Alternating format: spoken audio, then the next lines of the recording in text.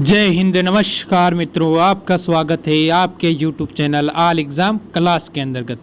जिस तरह रोज़ाना हमारे बिहार पुलिस के प्रैक्टिस सेट चल रहे हैं, उसी के तहत आपके सामने आज का नया प्रैक्टिस सेट आ चुका है। तो पहला क्वेश्चन आपके सामने। इससे पहले एक बार वीडियो को लाइक करेंगे, चैनल को सब्सक्राइब करेंगे और बेल आइकन को ऑन कर देंगे, जिससे कि सारे वीडियो की जानकारी सबसे पहले आप ही को ही मिले। तो इस क्लास को हम क्या करते हैं, अब स्टार्ट करते हैं। 2011 की जनगणना के अनुसार भारत का लिंगानुपात क्या था? 2011 की जनगणना के अनुसार जो भारत का लिंगानुपात है, यानी 1000 पुरुष पर स्त्रियों की संख्या कितनी है, वो आपको इसमें बताना है। आपका उत्तर यहाँ से क्या होगा?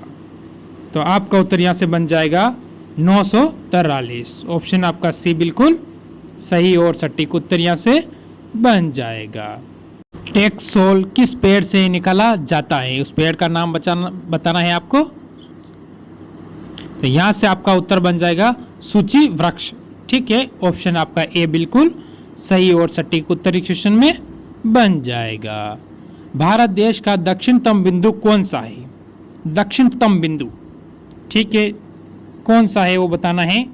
क्या होगा आपका उत्तर इस क्वेश्चन के अंतर्गत? आपका उत्तर होगा ऑप्शन डी, इंदिरा पॉइंट्स। ठीक है, ऑप्शन डी बिल्कुल सही हो जाएगा। निम्नलिखित में से कौन सा भारतीय स्मारक यूनेस्को की विश्व धरोहर स्थलों की सूची में शामिल है? कौन सा है? अक्षरधाम का मंदिर या फिर खजुराहो? तो आपका ऑप्शन होगा बी। ठीक है, बाकी वैष्णव देवी मंदिर ये नहीं है। ठीक है, अगला क्वेश्चन आपके सामने क्या कहता है देख लेते हैं।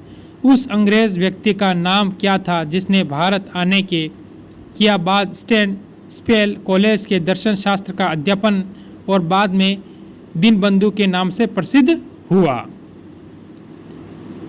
यह बताना है उसका नाम क्या है। C.F. एंड्रयूज। ठीक है, ऑप्शन आपका ए बिल्कुल यहाँ से क्या हो जाएगा, सही और सटीक उत्तर बन जाएगा। पेमेंट बैंकों संबंध में इनमें से कौन सा कथन क्या है गलत है? पेमेंट बैंकों, ठीक है, के संबंध में कौन सा आपका यहाँ इन चारों में से क्या है गलत है, वो आपको बताना है इस क्वेश्चन के अंतर्गत। ठीक है, तो आपका उत्तर होगा क्रेडिट कार्ड जारी कर सकते हैं। ये ऑप्शन आपका बी बिल्कुल सही हो जाएगा क्वेश्चन का। क्वेश्चन नंबर 8, ड्यूरेंट रेखा किन दो देशों को विभाजित करती है? ये क्वेश्चन मेरे हिसाब से सभी को याद जरूर होगा। तो ये क्वेश्चन हम दे रहे हैं SW कर तौर पर। ठीक है, इसका उत्तर आप मेरे को कमेंट करके ज़रूर बताओगे। ठीक है, अगला क्वेश्चन आने से पहले एक बार वीडियो को लाइक करेंगे और चैनल को सब्सक्राइब करके बेल आइकन को ऑन कर देंगे। क्वेश्चन नंबर 9, स्वतंत्र भारत की संविधान सभा के प्रथम अध्यक्ष कौन थे? प्रथम अध्यक्ष का नाम आपको बताना है कि कौन थे। ठीक है, तो क्या होगा आपका यहाँ से उत्तर इस क्वेश्चन के अंतर्गत? ठीक है, आपका उत्तर यहाँ से बन जाएगा ऑप्शन डी। क्या नाम है? डॉक्टर राजेंद्र प्रसाद। ठीक है, ये भारत के प्रथम राष्ट्रपति भी थे। और डॉक्टर सच्चिदानंद सिंह, इनके बारे में अगर जानकारी दूँ तो ये वैसे बता देता हूँ मैं, ये प्रथम अस्थायी अध्यक्ष थे। ठीक है, लिखने की कोई ज़रूरत नहीं है, ऐसे बता देता हूँ, आप याद रख लेना। ठीक है, अस्थायी अध्यक्ष थे। अगला क्वेश्चन देखते हैं। नरोरा परमाणु विद्युत केंद्र कहाँ स्थित है? कौन सा? नरोरा।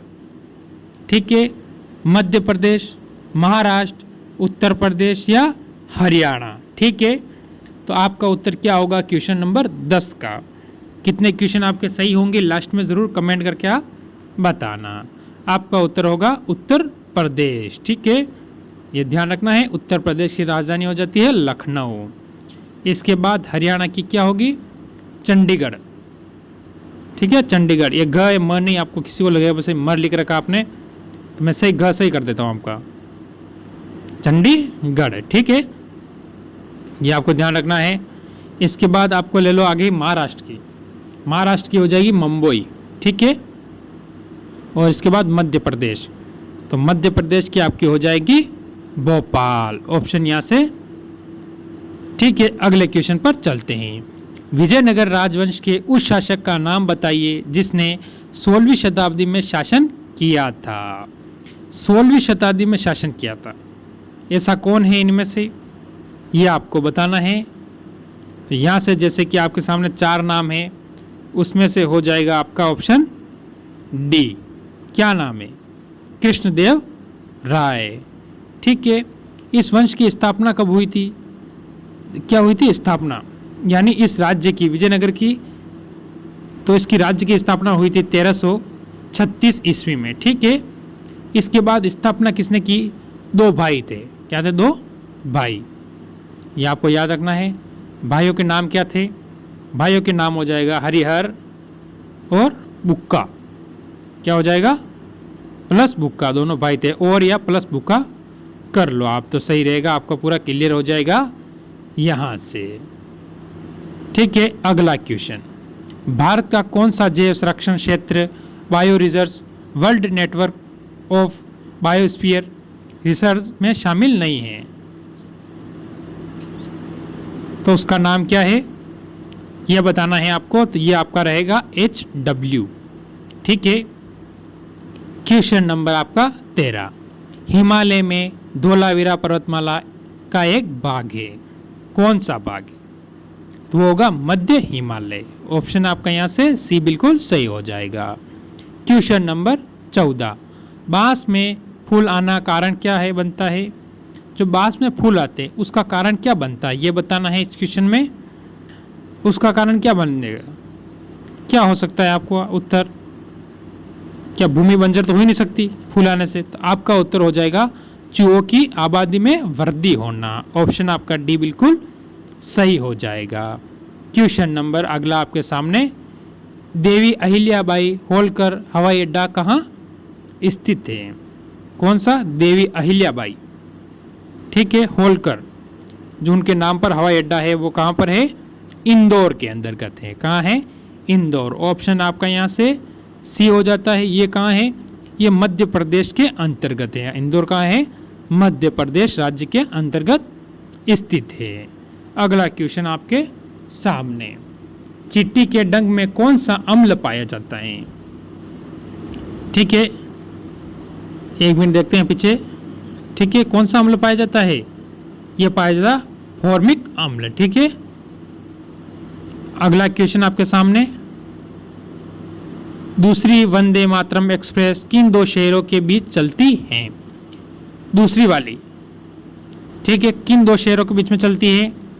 तो आपका उत्तर होगा यहाँ से ऑप्शन कौन सा, A, B, C या D? जल्दी बताएं। तो हो जाएगा डी, नई दिल्ली से कटरा। ठीक है। ऑप्शन डी आपका यहाँ से एकदम क्लियर हो जाएगा। अगला क्वेश्चन, भारत में पहली यात्री रेलगाड़ी कब चली थी? यात्री रेलगाड़ी।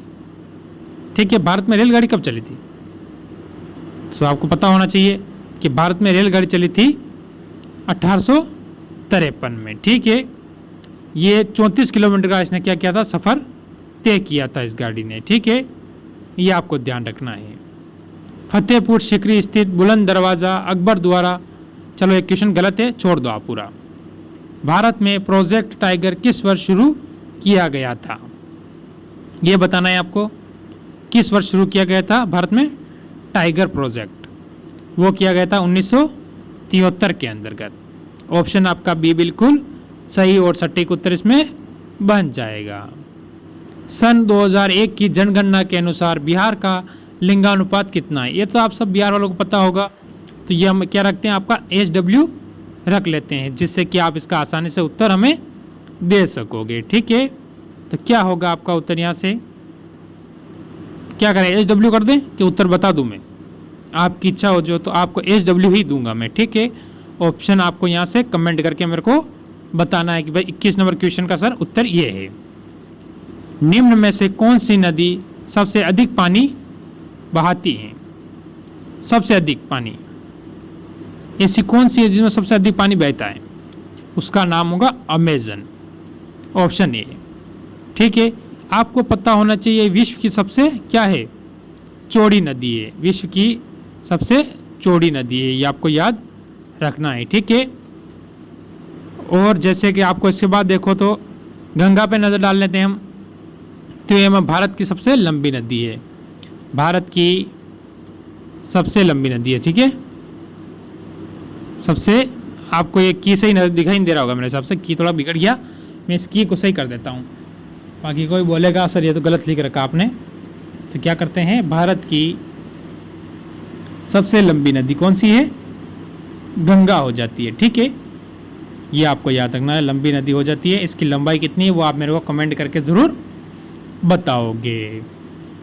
अगले क्वेश्चन पे चलते हैं, इससे पहले आप वीडियो को एक बार लाइक कर देंगे अभी तक नहीं किया है तो। अफगानिस्तान का राजा जाहिर शाह 29 वर्ष के पश्चात कहाँ से काबुल वापस आए, रोम से। ऑप्शन आपका डी बिल्कुल सही हो जाएगा। क्वेश्चन नंबर 24, ताशकंद किस देश की राजधानी है, ताशकंद क्या होगा आपका, आपका होगा उज्बेकिस्तान। ऑप्शन आपका ए बिल्कुल सही और सटीक उत्तर हो जाएगा। आग का वलय कहाँ स्थित है, ये बताना है, कौन से महासागर के अंदर स्थित है, तो आपका होगा प्रशांत महासागर। ऑप्शन डी बिल्कुल सही हो जाएगा। तो अच्छी लगी हो क्लास तो लाइक करना, शेयर करना, चैनल को सब्सक्राइब करके बेल आइकन को ऑन कर देना। इसी के साथ क्लास को यहीं विराम देते हैं। जय हिंद, जय भारत।